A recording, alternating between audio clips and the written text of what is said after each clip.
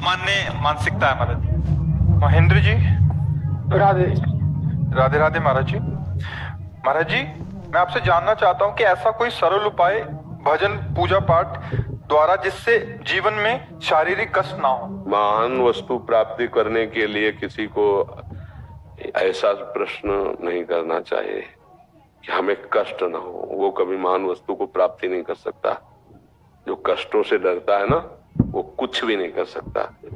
एक किसान जब खेती करता है ना, तो जिस सर्दी में तुम निकलना भी नहीं चाहते रजाई से, उस सर्दी में वो पानी लगाता है गेहूं में, पूरी रात रात भर ठंडी में पानी लगाता है।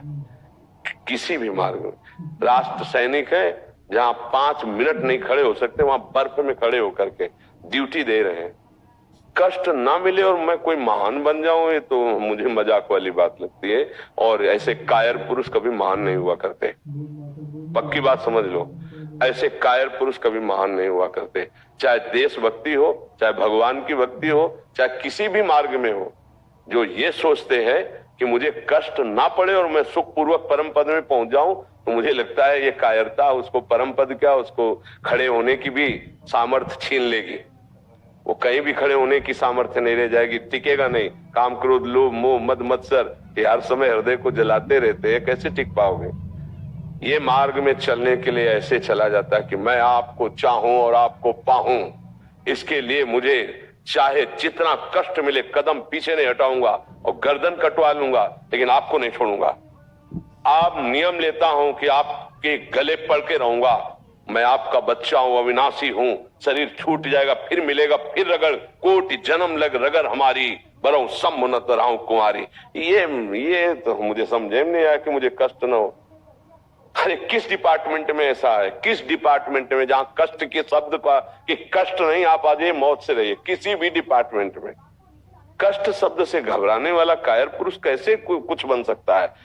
हम उनके गीत गाते हैं देशभक्ति में, जिन्होंने वंदे मातरम कहकर फांसी का फंदा गले में डाल लिया। धर्म का पालन करने वालों को कितना भीषण कष्ट सहना पड़ा। अधर्मियों ने कैसे कैसे और आह नहीं बोले, शरीर छोड़ दिया, आ नहीं बोले। आप भगवत परम पद की बात कहते हैं, तो आप समझ पा रहे हैं हमारी बात। शारीरिक परेशानी बीमारियों की कष्ट का मतलब भैया आप शरीर में तो, और तुम कौन सी परेशानी को जानते हो। कोई परेशानी का तुम्हारा परिचय नहीं, क्योंकि शरीर में ही हो। इस नहीं आप क्या कह रहे। हाँ नहीं, हम इसलिए कह रहे हैं कि देखो, अब तुमको हम बहुत प्यार से समझा रहे हैं। हमारा शरीर 2 कर्मों से बना हुआ है, पाप और पुण्य। उसका फल है सुख और दुख लौकिक। समय से जैसे हम दुख कभी नहीं चाहते पर आ जाता है ना, ऐसे हम सुख ना चाहे तो भी आ जाएगा। ये एक नॉर्मल सिस्टम हुआ। आप कह रहे हैं सुख पूर्वक भगवान की प्राप्ति करने, या कोई भी पद, तो कोई भी पद प्राप्ति के लिए संघर्ष किया जाता है, कष्ट सहा जाता है, उसके लिए प्राणों की बाजी लगा दी जाती, तब मिलता है। आप विचार करके देखो। वो एक आए थे आर्मी के, वो जिनकी गोलियां लगी थी, परमवीर चक्र योगेंद्र। हाँ, तो हमारा भारत उनको सम्मान देता है। काय के लिए? प्राणों की बाजी लगा के दुश्मन की छाती चीरने की हिम्मत रखने वाले। मुझे थोड़ा कम जमा यार ये बात। हम भारतीय हैं, हम भगवत मार्ग में चलना चाहते। कष्टों का तो स्वागत करना सीखे यार, कष्टों के पीछे। महाराज जी, ये भगवत मार्ग के पथिक जो इस मार्ग में आगे बढ़ चुके हैं, जो संसार में ही रह रहे हैं, अपने परिवार जनिक सुख को भोग कर रहे हैं, उनके अंदर ये रहता है महाराज जी कि भक्ति करें, कोई ऐसी भक्ति पूजा हो जिससे मतलब मुझे शारीरिक कष्ट ना हो, मुझे सारी सुख सुविधाएं आए। ये सामान्य मानसिकता है। हम आपको बता दें, घर बैठे ऐसी कोई सुविधा, ऐसा कोई पर्सनल मार्ग नहीं है किसी भी डिपार्टमेंट का। इसलिए भक्ति ने किसी भी डिपार्टमेंट का, आप घर में भी बैठकर चैन से नहीं रह सकते। घर में भी बैठकर चैन से नहीं रह सकते। आप देख लो ना, सुख की लालसा वाला ही दुख को भोगता है। सुख की लालसा का त्याग कर दे तो दुख नाम की चीज उसके सामने टिक ही नहीं सकती। ये पक्की बात समझो। जीना है तो तुमको एक बार निश्चय करना होगा। मृत्यु एक बार होनी, 100 बार नहीं। मेरे प्रारब्ध भोग में दुख आवे या सुख, कदम आगे बढ़ाऊंगा, पीछे नहीं हटाऊंगा। कायर पुरुष की कहीं भी स्थिति नहीं, कहीं भी स्थिति नहीं। कायर पुरुष गृहस्थी भी नहीं संभाल सकता है। बहुत ही गृहस्थी में भी बहुत धैर्य चाहिए। पत्नी को प्यार, पुत्र को प्यार, उनकी बातें सब सुनना, उनकी हर कामना की पूर्ति के भरोसे दिलाना, सबको राजी रखना और अब स्वयं कष्ट सहना। और जिसने ये नहीं किया तो उसके घर में आतंक मच जाता है, लड़ाई झगड़ा मच जाता है, न जाने क्या क्या होने लगता है। हमें तो लगता है कि ये दुख शब्द से घबराना क्यों दुख शब्द से? वो आ ही रहा है यार, अब उनसे घबराएं क्यों? हम लड़े हैं, लड़ना सीखें। और सबकी मांग होती है दुख ना मिले, और सब आचरण करते हैं जिनका परिणाम दुख ही भोगना पड़ेगा। एक बार तुम हिम्मत करो और ऐसे आचरणों में उतरो जिनका परिणाम सुख होता है, कभी दुख नहीं मिलेगा। वो है भगवान का आश्रय, भगवान का भजन और धर्म पूर्वक चलना।